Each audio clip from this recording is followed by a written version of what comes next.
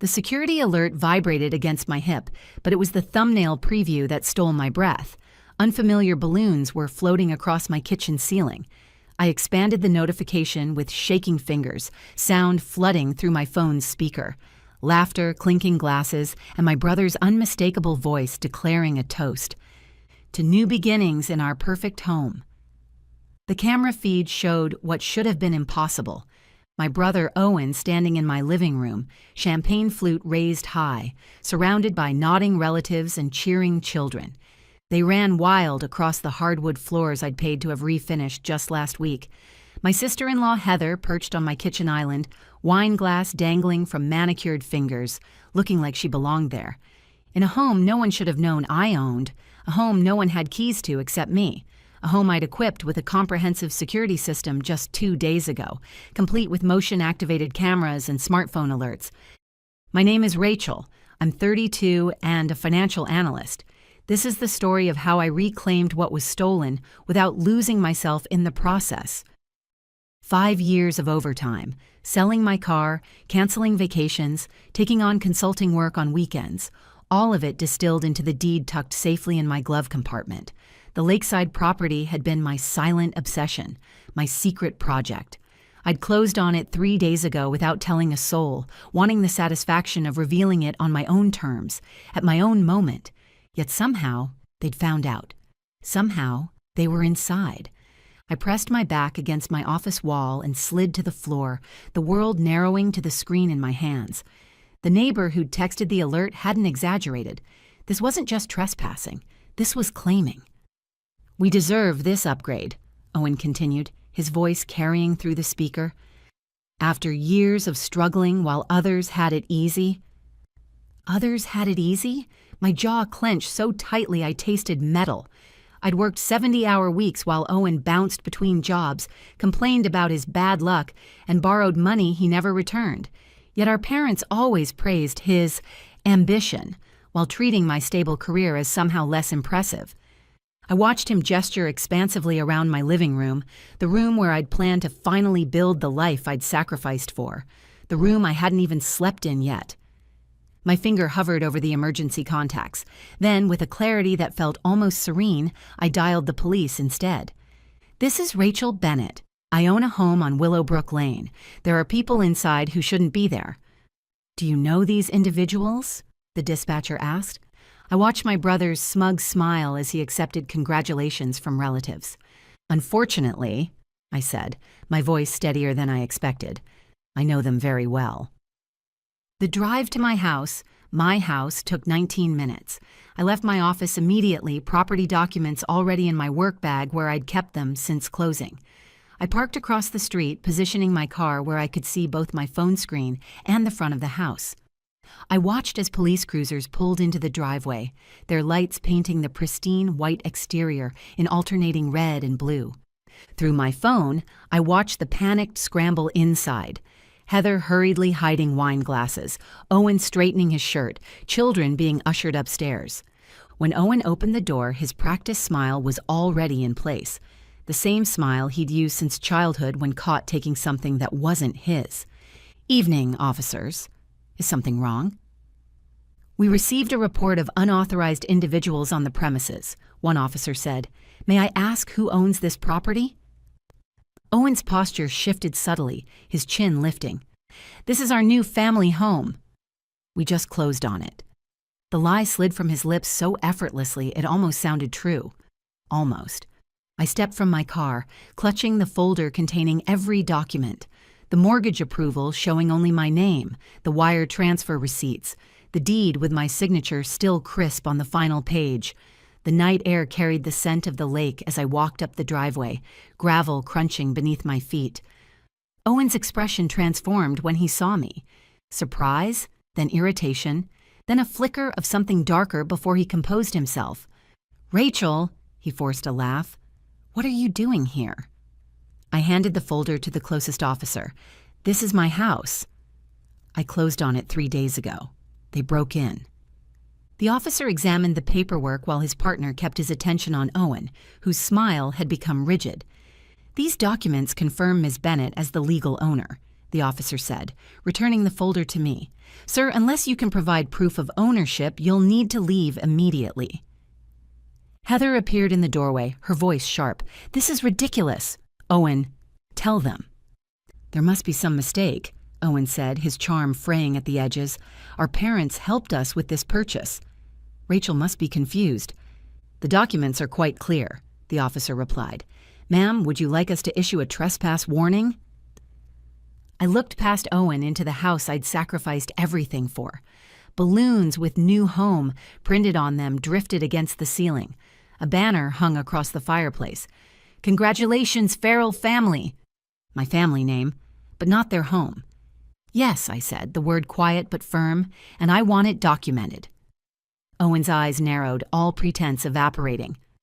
"You're making a mistake," he hissed. "Family sticks together." "Exactly," I replied. "So why are you in my house?" What followed was organized chaos. The officers escorting everyone out, children crying in confusion, Heather shooting venomous glares, relatives shuffling past with embarrassed mumbles.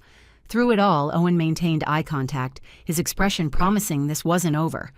When they were gone and the police had filed their report, I stood alone in my kitchen. Dirty glasses cluttered the counter, cake crumbs scattered across the island. A child's drawing taped to the refrigerator depicted a house with 4 stick figures labeled "Our New Home." I ripped it down, my hands trembling not from fear, but from a white-hot clarity. This wasn't just about today. This was about a lifetime of boundaries crossed, achievements minimized, and sacrifices unacknowledged. I opened every window in the house, letting the cool night air purge any trace of their presumption. This home would be my line in the sand, and this time, I wouldn't let anyone cross it. The backlash started at 8:43 the next morning. My phone vibrated with notifications as I stood on my back deck, watching mist rise from the lake. "Mom, what have you done?" "Your brother is devastated." "Dad, call us immediately. This family situation needs to be resolved." "Aunt Vivian, shame on you for embarrassing your brother like this." "Cousin Mark, not cool making a scene with the cops. Owen said you've gone off the deep end." The family narrative was already being rewritten, with me cast as the villain. A familiar role, but this time the script was different. This time, I had proof. I scrolled past the messages and opened my email, sending the security footage to my lawyer, along with the police report. Then I silenced my phone and watched a heron glide across the water, its reflection perfect in the still surface. By noon, I'd received 17 more messages and 6 voicemails. I ignored them all, instead focusing on unpacking boxes in what was undeniably my home.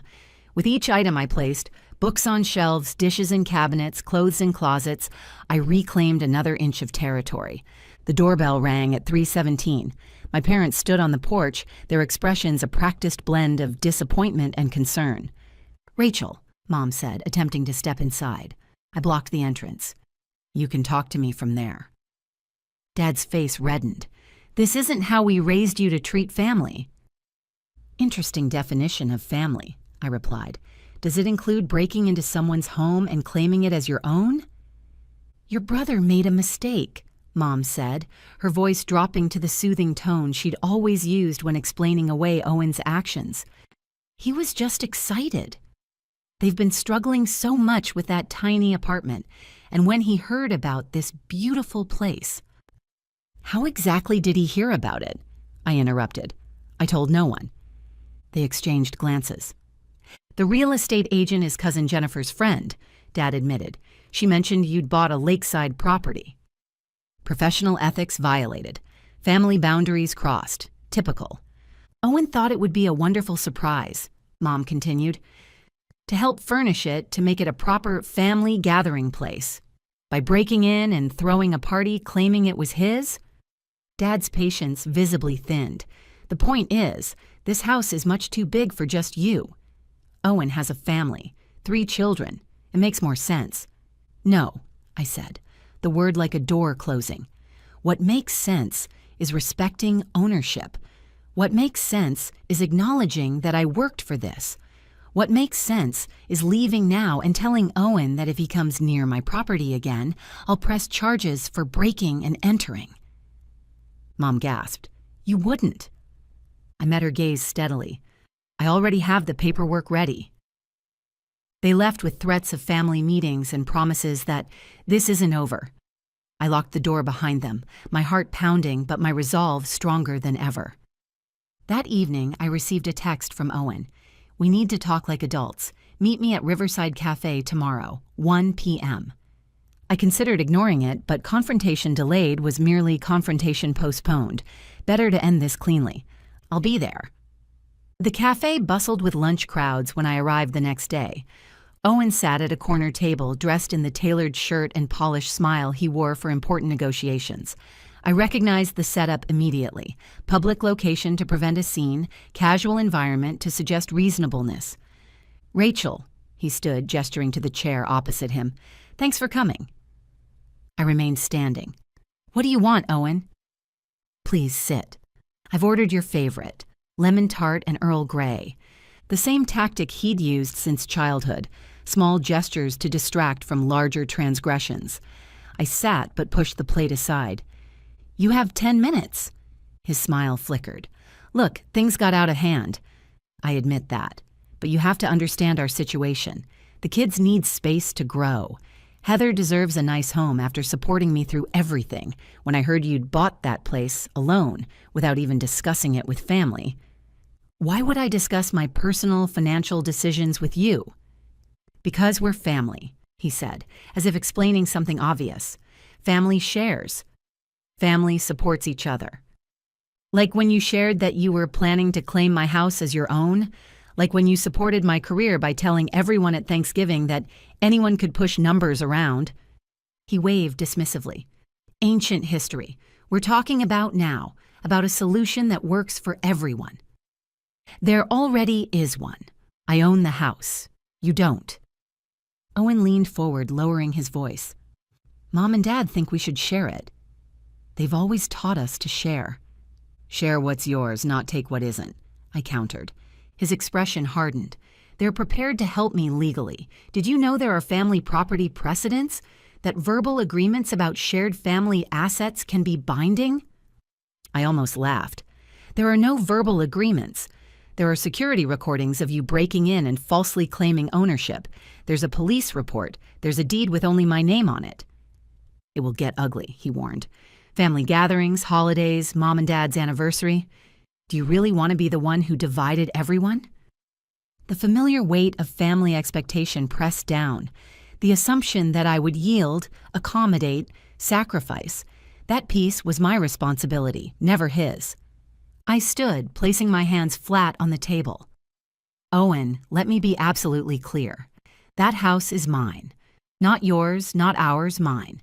If you try to take it through manipulation, legal threats, or another break-in, I will respond with every document, recording, and legal option available to me. This isn't a negotiation." His mask slipped, showing the entitlement beneath. "You've always been selfish.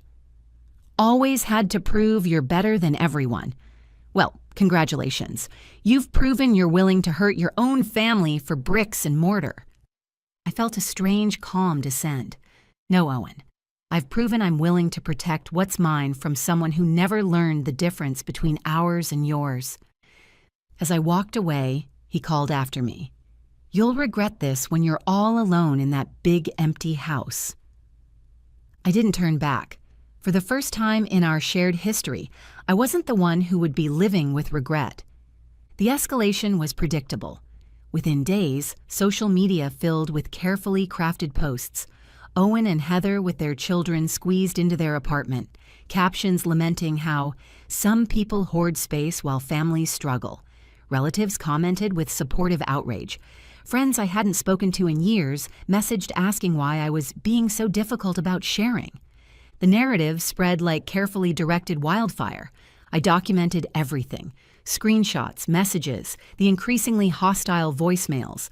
My lawyer nodded grimly as I forwarded each piece of evidence. "They're building a case for emotional pressure," she explained, "but they have no legal standing. The property is unquestionably yours." I filed for a restraining order when Owen's car appeared in my driveway 3 nights in a row, idling for exactly 17 minutes before driving away. The judge granted it immediately upon reviewing the pattern of behavior, and the sheriff's office served Owen with the paperwork the following day. The family response was nuclear. Invitations to my cousin's wedding were rescinded. My mother called in tears, claiming I was destroying this family over a house.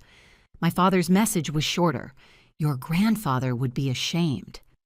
Perhaps he would be. Or perhaps he'd recognize the same pattern he'd warned me about when I was 12, after Owen had claimed credit for a science project I'd built.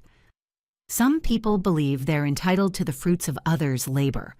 Don't let them convince you that their entitlement is more important than your work. I hung his words, framed in my entryway. 1 month after the break-in, I hosted a housewarming.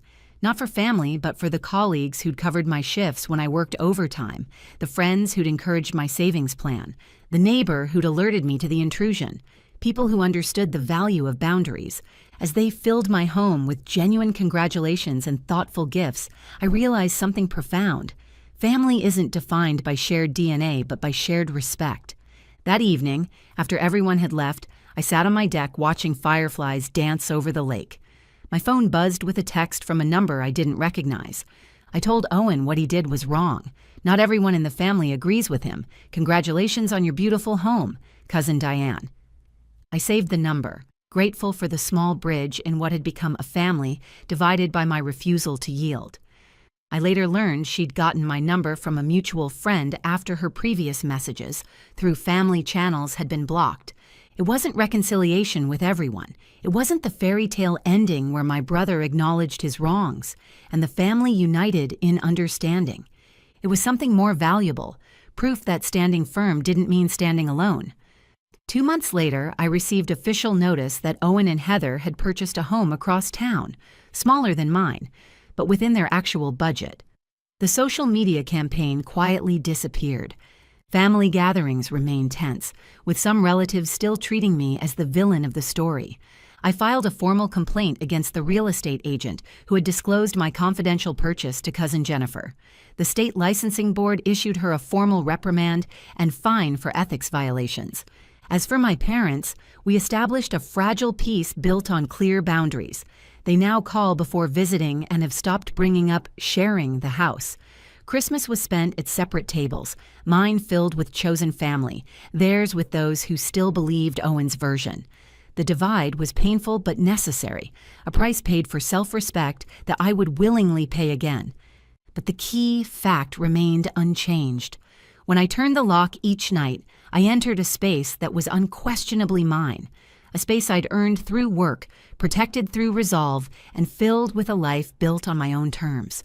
The security system still sends alerts to my phone. But now, the only people who cross my threshold are those who understand that respect isn't optional. It's the foundation on which everything else is built. Some boundaries, once drawn, should never be erased. Some lessons, once taught, change every relationship that follows.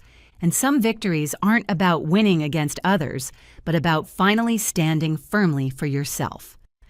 Before you go, here's a quick bonus for sticking around. If you love learning and growing like I do, you need to try audiobooks. I've got an exclusive deal with Audible. Your first month is completely free.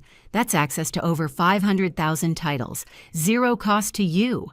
All the details are waiting in the description. Don't miss this one.